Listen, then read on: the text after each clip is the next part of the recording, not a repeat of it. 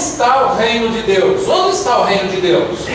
Hoje, 3 de junho de 2012, domingo, diz assim a palavra do nosso Deus em Mateus 5,10: bem-aventurados, ou seja, abençoados, felizes, os perseguidos. Como dá para ser bem-aventurado, feliz e abençoado quem é perseguido? Você vai entender: por causa da justiça, porque deles é o reino dos céus. Oremos. Senhor Deus, obrigado, Pai. Obrigado porque na Tua casa estamos, ouvindo do Pai da verdade, do Pai de todas as coisas, o dono de todas as coisas. Se Deus se alegra com a minha e a Tua vida, podemos estar descansados, pois é Ele que nos guarda, protege, livra, ampara, ama. Muito obrigado, Jesus. Não há situações malignas que possam se lançar contra as nossas vidas, pois Tu és um Deus zeloso, que faz guarita à nossa porta. Pode vir a febre, a doença, o câncer, a escassez, a falta, a miséria, a tristeza, a mágoa, mas Tu és um Deus provedor. Nós cantamos isso essa noite: Deus proverá. Deus proveu a saúde, o amor, a abundância, o alimento, a roupa, o sono, a paz, a cama, o amigo, a igreja, o pastor, o irmão em Cristo do meu lado. Deus proveu todas as situações para que não houvesse falta. Por isso, olhe firmemente para Jesus. As coisas querem desestimular, desanimar, te botar caído, prostrado ao chão. Não permita. Tua função nessa aliança é olhar para Jesus, o teu professor, o teu provedor. A próxima vez que tivermos alguma situação, lembraremos dessa oração: Deus proverá. Deus proverá. Amém? Os que assim creem, digam amém. Amém. É o Senhor nessa vitória. Glória a Deus. Glória a Deus. Obrigado, Rita. Bem, onde está o reino? Onde está o reino de Deus? Se você, como leitor da Bíblia, já leu algumas passagens de reino, o reino de Deus está no céu. Quando nós formos assunto, assim como Jesus Cristo foi também, o reino de Deus está lá. Sim, é verdade, o reino de Deus está lá. Mas eu quero falar do reino de Deus aqui na terra, porque nós vamos chegar sim um dia para o céu, para o reino de Deus, vamos fazer lá a morada, é verdade, mas eu quero ver esse reino manifestado aqui na terra, para um fim, um propósito que Deus já tem nas nossas vidas. Tem um versículo muito conhecido da igreja, e eu vou ler agora, você vai se lembrar dele, que está em Mateus 6,33. Buscai, pois, em primeiro lugar o seu reino e a sua justiça, e todas essas coisas vos serão acrescentadas. Antes desse versículo, tem uma série de preocupações do ser humano, as vestes, a comida, um monte de coisas, que são coisas normais e naturais da gente se preocupar no dia a dia, não é verdade? Será que eu vou comer? Será que eu vou vestir? Será que eu vou ter dinheiro? Será? E aí Deus diz assim: então buscai primeiro o meu reino, criatura de Deus, filho meu. E todas essas coisas com as quais você se preocupa serão acrescentadas. Por quê? Porque você tem que obedecer e buscar o reino. Por isso você veio aqui essa noite. Onde é que está o reino de Deus? Então me mostra, pastor. Me mostra. Mas antes de mostrar, a gente precisa entender que para buscar o reino de Deus é preciso um esforço sincero. Deus não está na falsidade daqueles que buscam o reino. Não pense você que louvar a Deus, Deus vai só se alegrar com o seu louvor. Não. Tem que ser um esforço sincero na busca desse reino, na busca de Jesus, na busca das coisas que Deus determina que façamos. Porque se a gente é filho desobediente, Deus fala, faça assim e a gente faz assado, faça assim e a gente faz errado, faz assim e a gente faz de outro jeito, de outra maneira, que não é aquela que Deus disse que é para a gente fazer, nós não estamos tendo um esforço sincero. Por que não está sendo sincero? Porque eu estou ouvindo uma coisa e estou fazendo outra. Isso é falsidade. Assim de gente assim. Está aqui não, mas daí fora está assim de gente assim. Tá certo? Ouve uma coisa e faz outra. E tem que ser contínuo. Não pode ser uma semana, depois você pega folga, depois faz mais um mês, depois você pega 3 meses de folga. Não, tem que ser sincero e contínuo.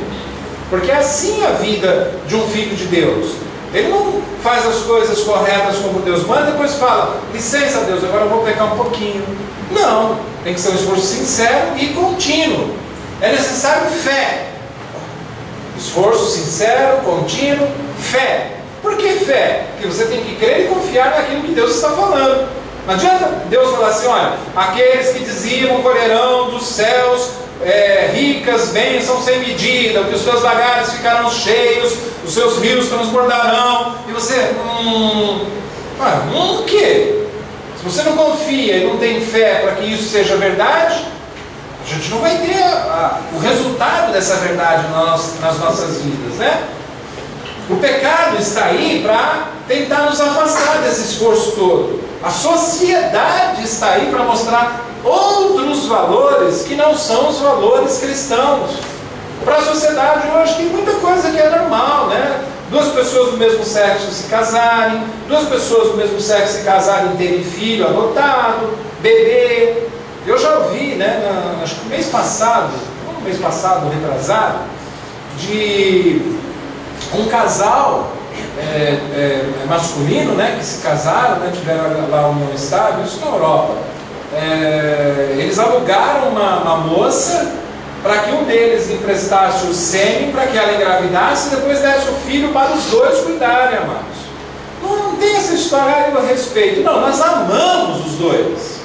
O cristão ama. O cristão não exclui, não. O cristão ama.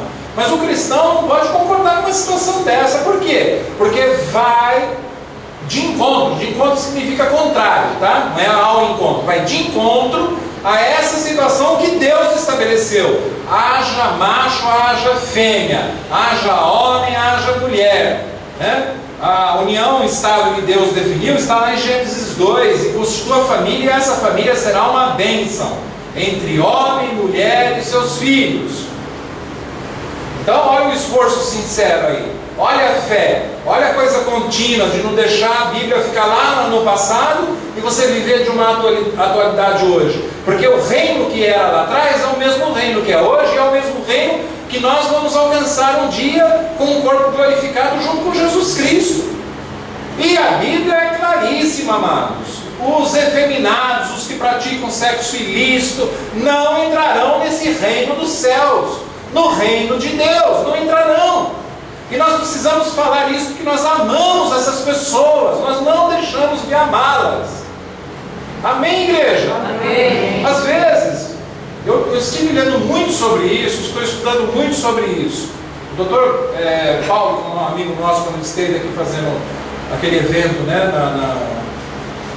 na nossa igreja, ele disse que uma porcentagem muito insignificante, praticamente desprezível, corresponde a um desvio para que as pessoas se desviem sexualmente, mas é praticamente insignificante. A maioria das situações é por traumas na família, na infância. A maioria. Depois, em segundo lugar, vem a sociedade como um influenciador. Não que a pessoa se submeta à sociedade influenciando ela, não. A sociedade ajuda, contribui para que haja esse desvio. Mas é uma parcela não muito grande, não. A maior parte é em função da própria família. E a gente precisa começar a tomar um cuidado com isso.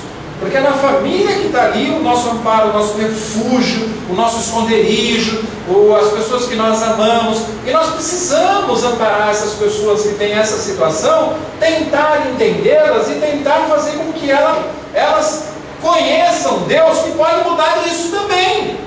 Amém, igreja? Amém. Olha o papel responsável que você tem. A gente não pode fazer vistas grossas, ouvido tapado, porque Deus está olhando para nós e falando assim: cadê a sua sinceridade, meu filho? Cadê a sua fé, minha filha? Cadê o seu esforço contínuo para que haja aí algo saudável, para que vocês possam já ter o reino manifestado na sua vida, e na hora que vocês chegarem para mim, eu puder abrir realmente as portas dos céus e te abraçar? Onde está a sua atitude? Eu falei esse caso, mas manda esse caso e outros mais para todas as situações. Às vezes a gente conhece alguém da família que trafica drogas e a gente não toma uma atitude, ou alguém da família que mente demais e destrói a vida de muitos parentes.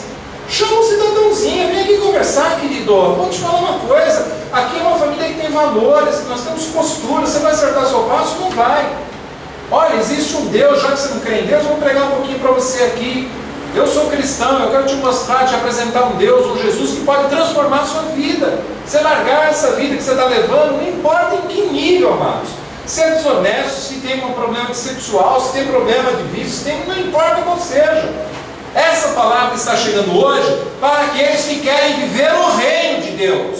Porque não adianta eu perguntar onde está o reino de Deus, eu falo, está ali, e você não puder alcançá-lo. Não adianta. Qual é o fruto, o resultado que você vai ter na sua vida? Todos os problemas que a gente enfrenta, a gente só não vê resolvido porque nós não vamos atrás para resolvê-los. Isso é crasso, isso não tem o que se questionar, não tem. Porque se você tiver, eu tiver, todos nós tivermos a decisão de enfrentá-los, nós resolvemos. Nós resolvemos, amados. É que a gente faz, finge de morto, estátua, fica todo mundo paralisado. E aquele que está fazendo, continua fazendo a coisa errada. E a gente não toma uma atitude.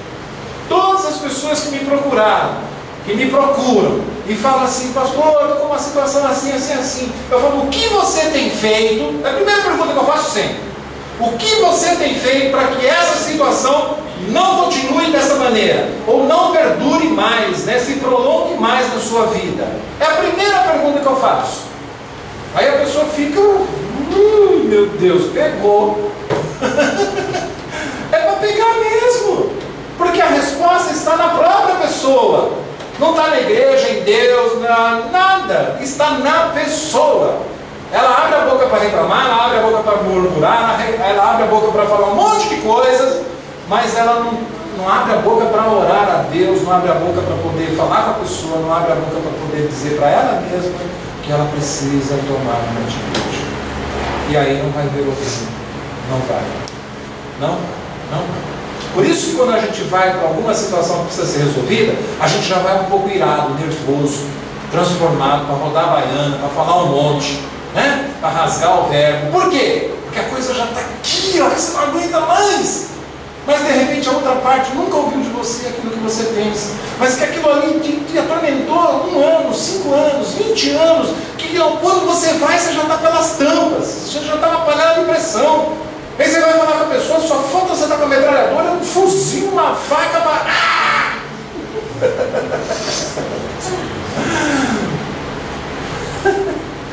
Gente, vamos viver. Vamos viver. Vamos viver? Amém. Vamos abraçar, vamos beijar, vamos ver o passarinho cantando no parque, vamos acordar um pouquinho mais cedo, vamos para o zoológico, para a praia, não sei.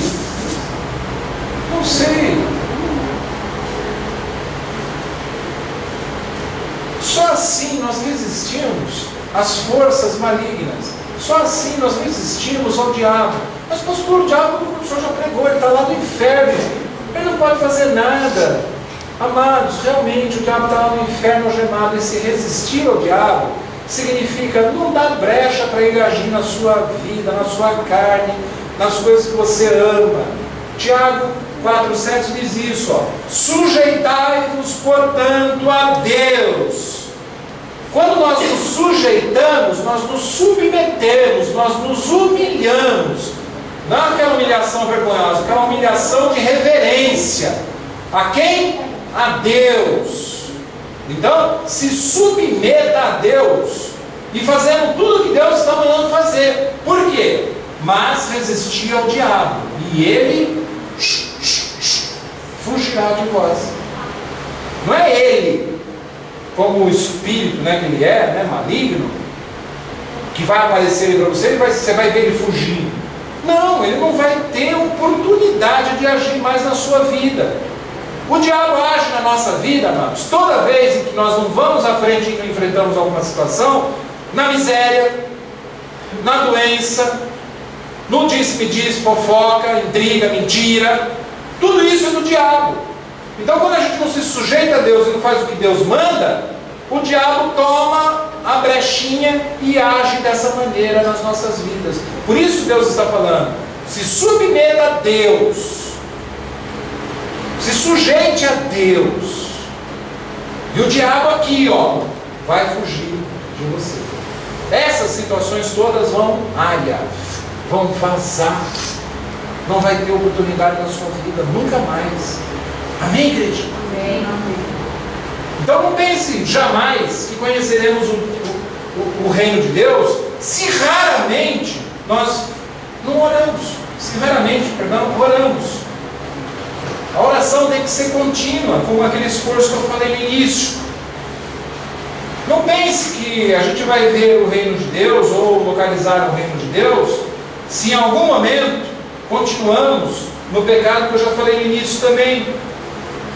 Ou então, quando ignoramos a palavra de Deus. Ou então, quando nós temos pouca fome espiritual. Ultimamente o povo cristão está com pouca fome espiritual. Eu vou explicar um pouquinho isso agora. Todo dia você deve abrir a sua Bíblia, né? Todo dia abra a sua Bíblia, estude um textinho, peça para que Deus fale ao seu coração, faça uma oração. Você tem que ter vontade, assim como você, quando está chegando a hora do almoço, você fala, chegou a hora de bater a xepa. Por quê? Porque o corpo pediu. Não pediu? Você não está com fome? Você trabalhou, labutou, né? Teve um esforço físico.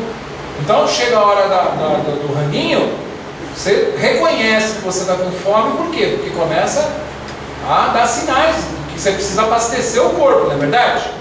Como que isso acontece no espírito? Espiritualmente, quando é que eu sei que o meu espírito está com fome? É igual quando eu estou com fome de alimento?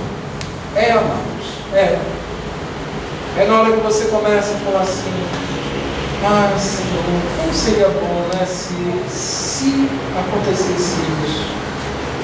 Você vai começando a ficar com o seu espírito, não o Espírito Santo vazio, mas o espírito com letra minúscula, as suas emoções, os seus sentimentos, a sua alma, começa a requerer algo que parece que...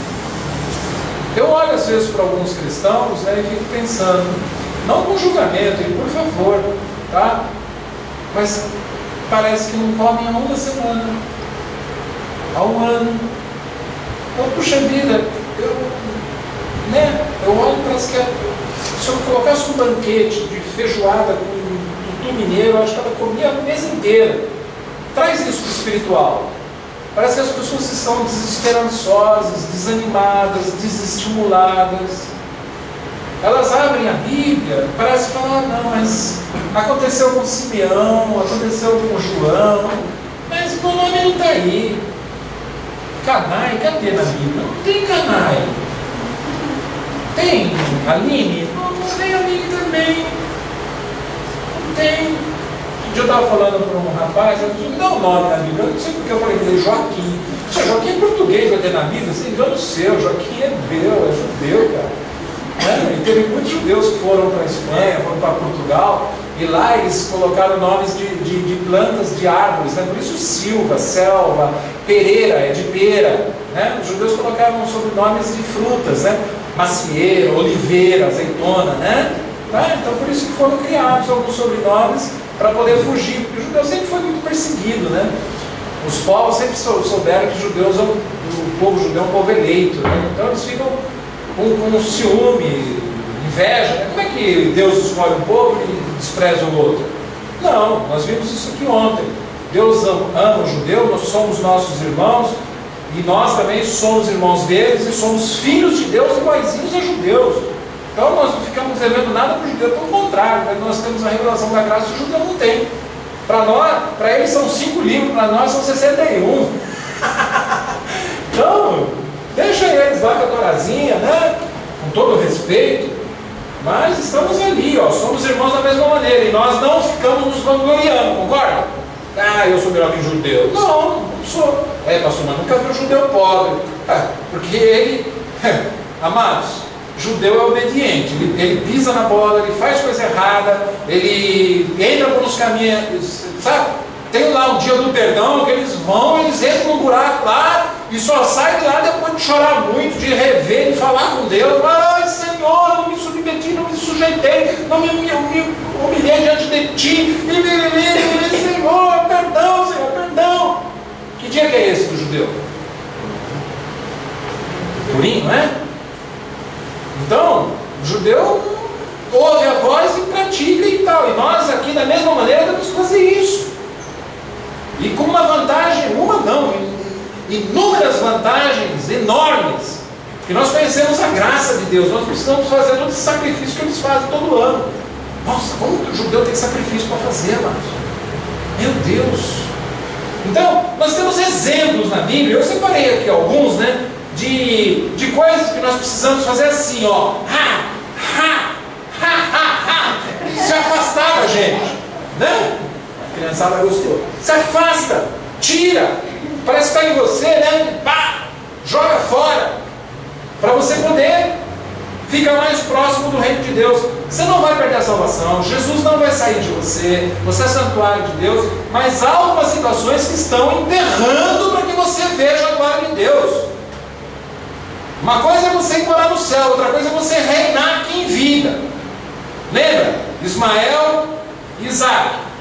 Isaac, filho da bênção. Ismael foi o jeitinho que Sara deu para que chegasse ali a promessa de Deus.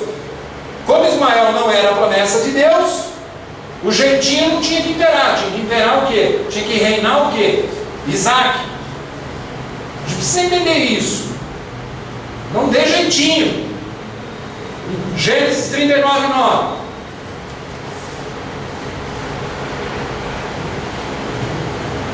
Ele não é maior do que eu nesta casa, e nenhuma coisa me vedou, senão a ti. Aqui José falando da mulher de Potifar, tá?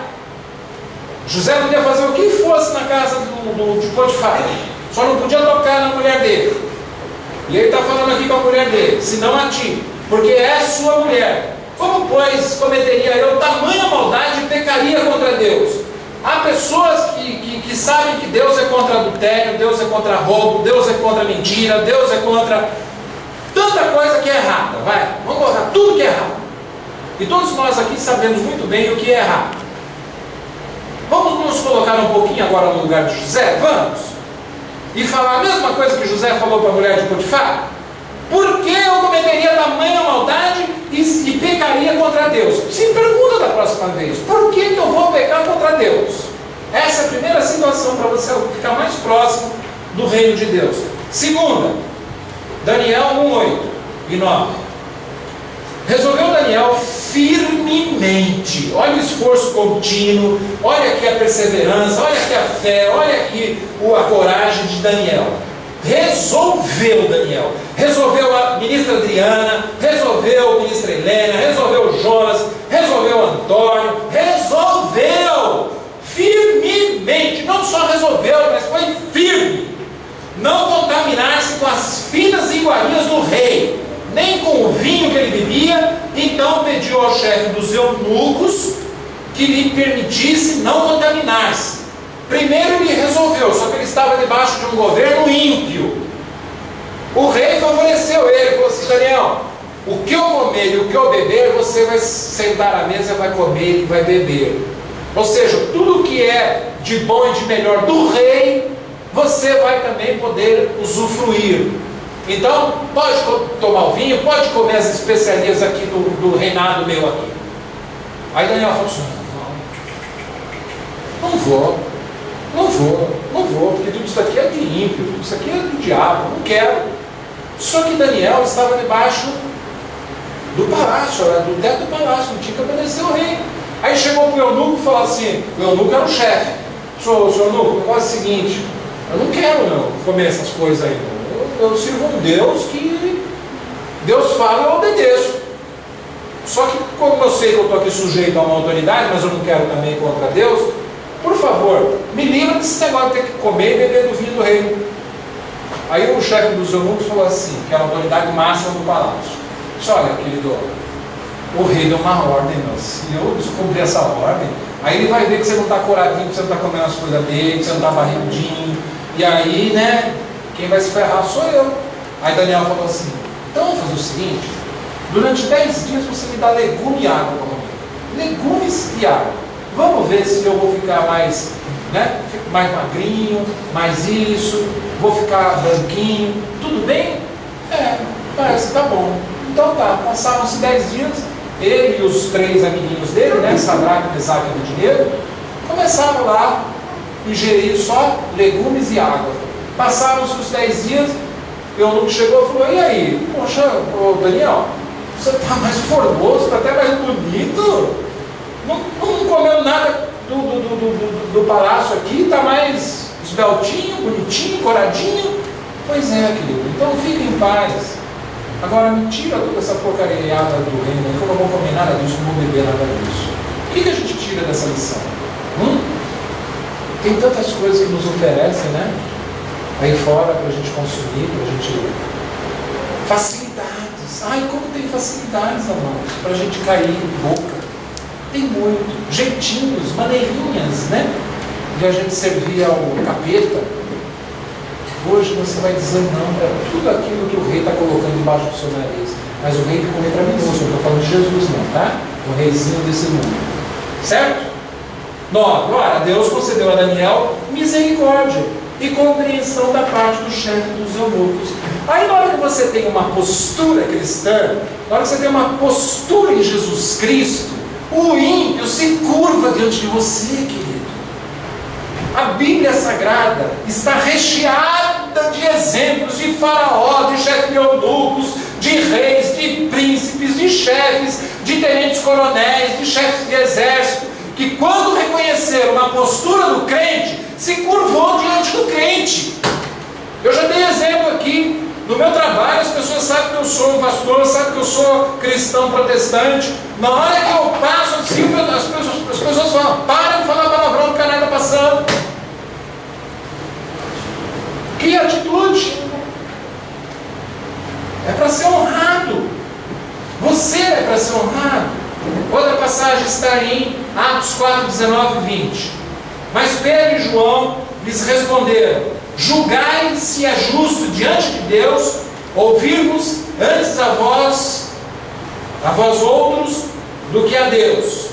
Pois nós não podemos deixar de falar das coisas que vimos e ouvimos.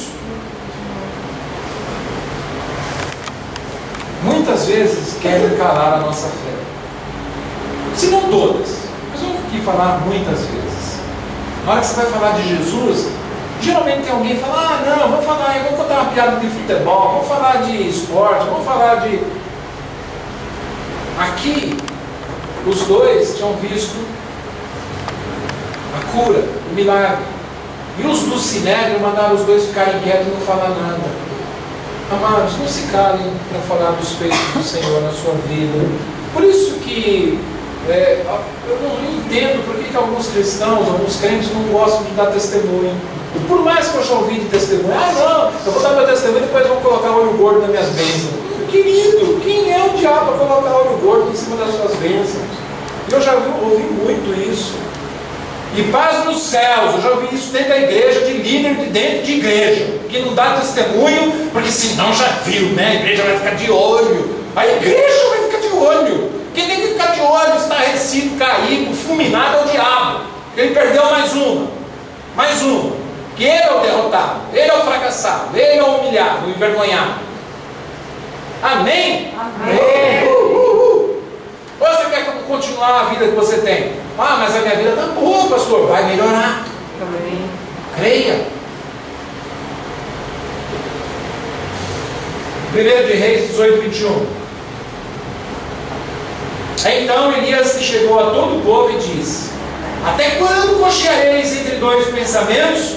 Se o Senhor é Deus, seguiu. Se é Baal, se é diabo, se é coisa errada, pombagira, o que for, seguiu. Porém o povo nada lhe respondeu. Esse Elias fala com intrepidez, hein? O que é? O pastor está nervoso hoje? Não, querido, eu estou dando uma de Elias aqui. Estou dizendo, você quer o império das trevas ou você quer o reino de Deus? É simples, muito simples.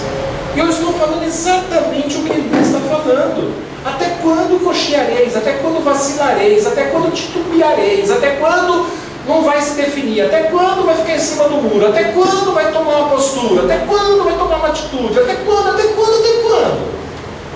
Até quando? Elias estava falando isso 300 anos atrás, amados.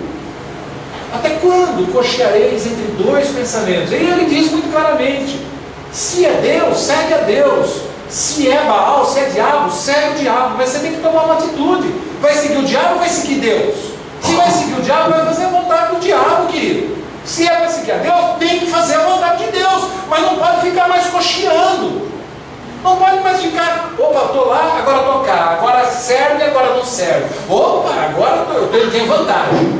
Opa, agora eu estou com vantagem, então vou para cá. Para. Ó, fui num culto, palavra tremenda, saí de lá, E fui num culto, parece que o pastor estava comendo um pepino meio azedo lá. Não, é o mesmo Deus. Amoroso. Mesmíssimo. Atos 19, 8. Durante 3 meses, Paulo frequentou a sinagoga, onde falava ousadamente, dissertando e persuadindo com respeito ao reino de Deus. Será que eu estou conseguindo falar aqui ousadamente em nome de Deus também? Estou, Natélia, amada, querida. Eu amo vocês. Obrigado. Porque é o que Paulo conseguiu aqui, para falar do reino de Deus. Precisa ser ousado. Porque não dá ibope esse tipo de pregação. Não é verdade? Você não ouve um amém assim, é raro. Eu que tenho que dar uma estimulada. Amém, querido? É verdade, né? Ele leu um versículo e pediu para falar amém, né? O versículo é Deus, né? Mas na hora que ele fica lá falando alguma coisinha lá, mas não é o versículo, eu vou amarrar o sapato.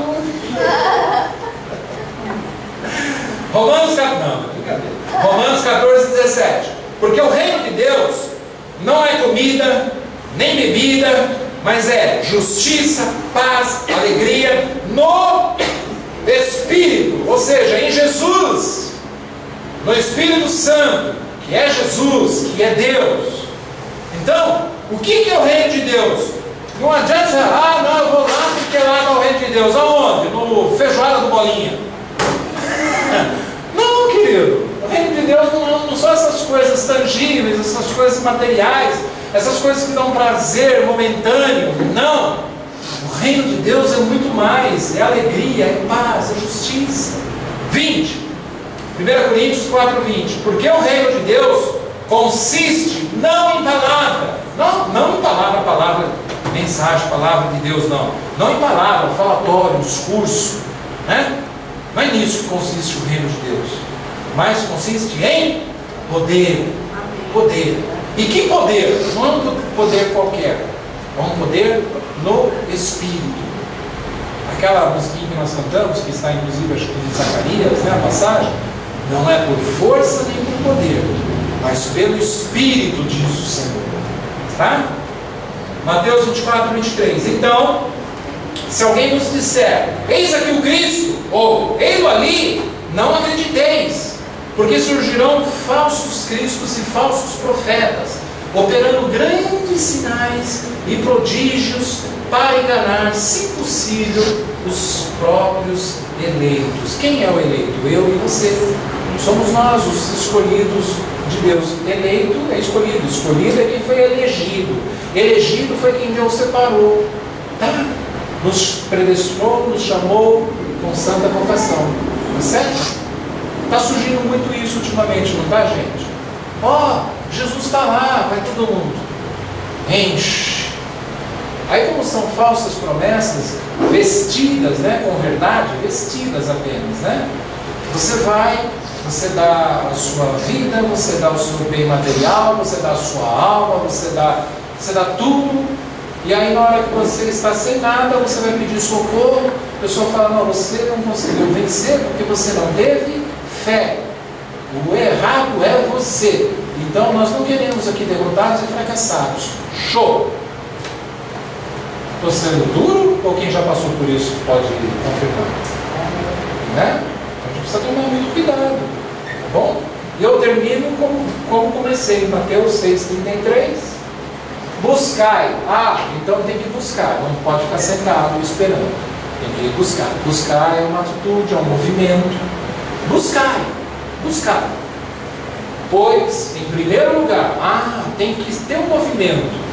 Mas tem que ser em primeiro movimento, a primeira atitude que você vai tomar é essa daqui, buscar em primeiro lugar o seu reino, a sua justiça, e todas essas coisas que serão acrescentadas. Deus não disse que 90% vai ser acrescentado. Deus não disse que metade será acrescentada. Deus disse que todas essas coisas serão acrescentadas. Quem assim crê? Amém. Então, eu vou lançar um desafio para você a partir de hoje. Você que levantou a mão e disse: eu creio assim, pastor. Eu quero. Onde está esse reino? Agora você já consegue ver que esse reino não é matéria. Ou seja, não é parede, não é um copo d'água.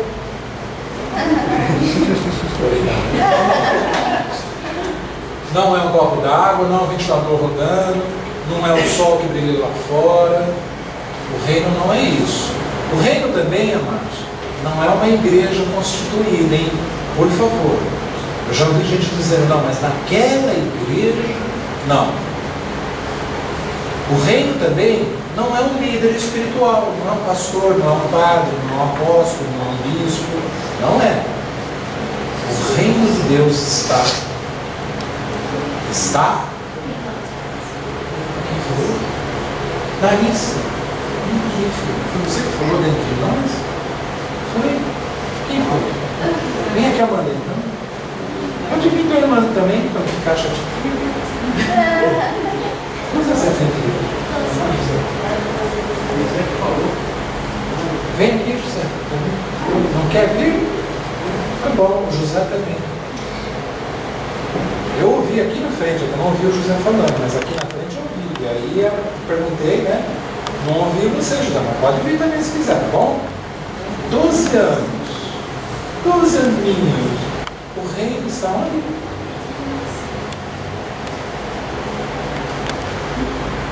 Menino. Se soubesse como você deixa o meu coração alegre. Mas não deixa o meu alegre. O de Jesus nessa hora está muito mais alegre do que o meu. Tenho certeza disso. Que maravilha. Então, perfeito, tirou 10. Pode ser. Nossa, tirou 10, hein?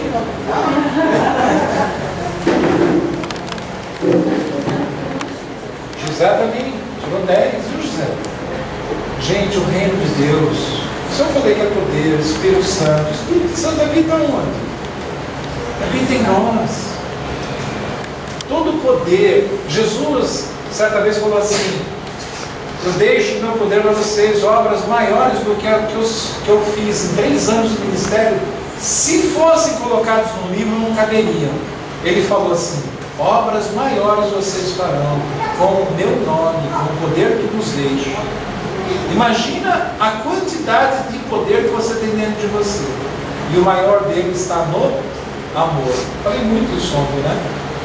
Falei muito isso. Quando as igrejas entenderem que a cura está no amor, que o entendimento está no amor, os relacionamentos, tudo aquilo que você precisa para viver reside no amor, pronto, acabou tudo. Porque o amor é se anular, o amor é servir, o amor é está ali primeiro. Olha, o que eu posso ser como facilitador da sua vida? Amém? Não vou pedir para você colocar no pé não, porque nós vamos servir a ceia agora. Que ceia maravilhosa, né? Olha, amados, eu não vou dizer que Jesus pulando no trono, mas se eu posso ter um sentimento de dizer assim, que alegria, é essa alegria da resposta que vocês deram agora, de que o reino de Deus está no seu interior. No seu interior, no seu corpo, não esse corpo carcaça físico de carne, né? Está em você, em você. O que pode paralisar agora alguma situação que você precisa tomar de atitude, como eu falei no início do culto? Nada, nada, nada, nada, nada. Hoje mesmo, se dá para resolver alguma situação, já vai lá e resolva. Já vai lá e resolva. Não espere a outra pessoa. Uma vez eu falei isso, uma abençoada ficou traumatizada. No bom sentido, que ela foi e resolveu rapidinho, né? Então, se você vai ficar traumatizado por bem, eu vou falar agora novamente o que eu falei aquela vez. Não espere a pessoa morrer. Ela pode morrer de hoje para amanhã. E aí você fala, o pastor falou, eu não fui. Aí vai ficar mais amargurado ainda. Ame em vida. Não adianta depois daquela coroa de flores com 389 rosas. Não adianta. A coroa maior do cemitério é quem mais devia para quem morreu. Olha, eu já vi isso várias vezes. Às vezes manda a coroazinha pequena, aquela pessoa que fala, eu sei que não ia ligar, porque é uma pessoa muito boa e tal. Até que já morreu, né? Agora com as coroas, vem palmeira, vem rosa, vem orquídea, vem, custou os tubos. É a pessoa que mais devia ter falado, pedido perdão, ter amado e não fez. Então vamos para a ceia do amor.